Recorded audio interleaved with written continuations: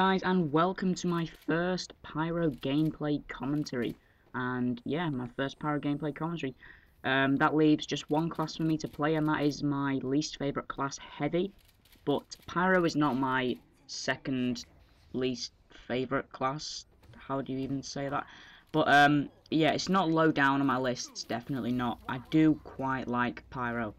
It's quite a fun class, and it was one of the first classes that I played in TF2 that I thought was quite accessible. But yeah, so what I'll be doing today in the second half of the video, I'll be joined with Epic Jester, who will be playing Engineer. He is at the moment wrangle jumping into a spot behind the gates, and that's where I will try to defend his nest and help him out and be a Pybro, and that's what the gameplay was supposed to be, me trying to show off this loadout, which is the shotgun, the Degreaser and the HomeWrecker, and just help out the Engineer. But it didn't work out. I didn't really get to use the HomeWrecker that much, and also the reason I use this loadout is I find it such a good loadout because I love the air blasts of the Degreaser because it uses less ammo. I love the fast weapon switching. I think the shotgun is one of the most underrated weapons in TF2. People really underestimate how much power this thing can actually do. So I think I die right here actually, and as you can see, we were getting a bit rolled, and you could say the teams were stacked. Well, looking at the cart now, yeah, the teams are stacked, but basically what Jester is doing now is he is behind the nest, behind the gate, as you can see just in the little corner there, and he's wrangle jumped already up there, and this is his teleport, and I'll try and get on here and not let the spies shoulder barge me off because I really do need to get up there. So what happens is I'll take the teleport, and this is his nest here. He's already been set up, and what I will do is just watch out for spies, spy check, keep the enemies at bay, and also I've got the HomeWrecker as well, so if he goes down I can just use the zaps. So I can also go out as well and just come back and fall back to the sentry or fall back to the dispenser.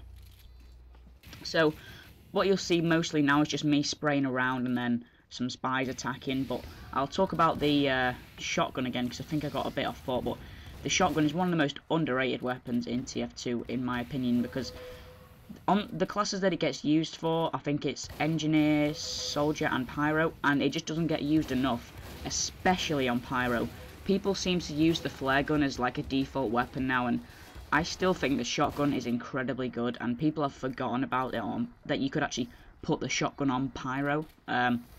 This thing does a lot of damage. I mean, I could be using the reserve shooter now to get the crits in midair, but I really like the amount of shots you get, and it's just such a good weapon to use to stop people from pushing, and also it gives Pyro that little bit of range that he desperately needs.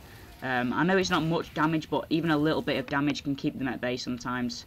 So take a bit of heavy damage, but I was thinking, you know, we've got this now. This nest is pretty safe, and because the reason we wanted to do this nest is because it's the best place to hold, because there's only two paths to get into the back area, through the middle and through this place here, and if you can hold this place it's incredibly good because this is their easiest path to get to the cart, and that's what our objective was really, and we were doing really well, wasn't facing much resistance apart from the odd super spy coming back and forth, and this heavy as well.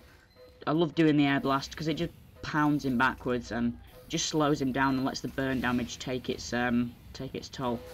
So the heavy didn't really stand a chance against this sentry. The sentry wasn't in the best spot. There are some vantage points which can reach the sentry, but as long as I'm here I can defend it and keep the spies and heavies at bay, and the heavy was the main threat really, and as you can see here, look at this, there's just spies everywhere.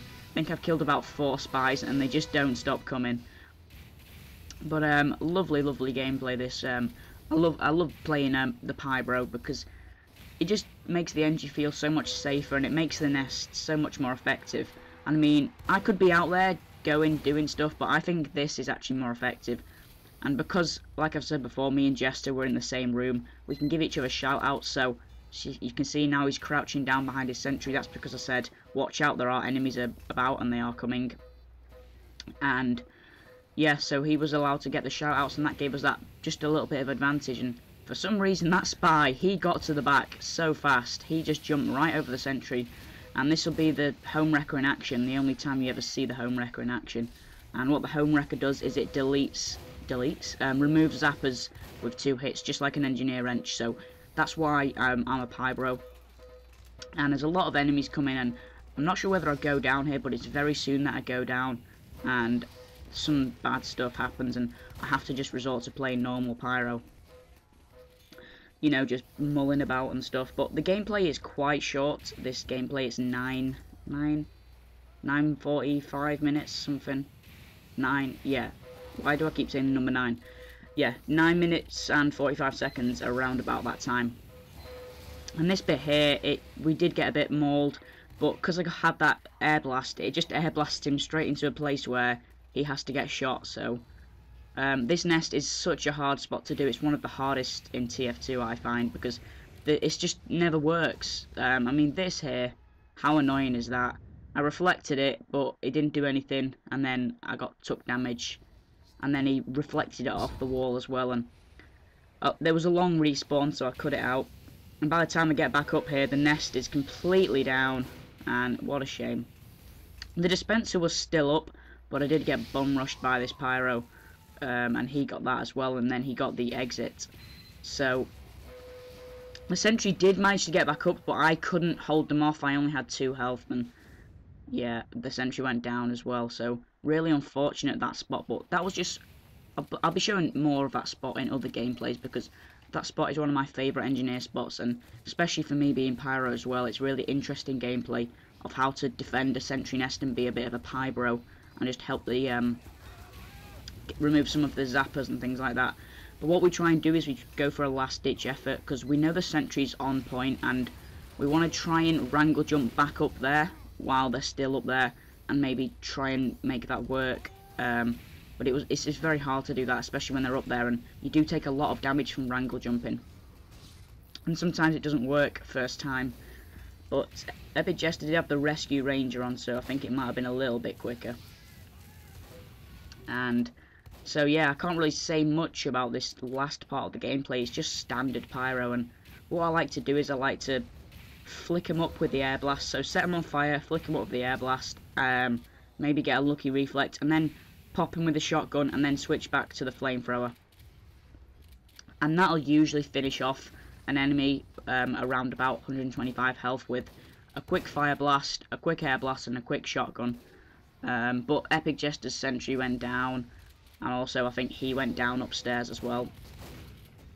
So that was our chances of getting that spot up was over, but I just continued to play Pyro, and I knew we were going to win because that spot, it held them off for such a long time, and it made a lot of the spies change class because they didn't have much success.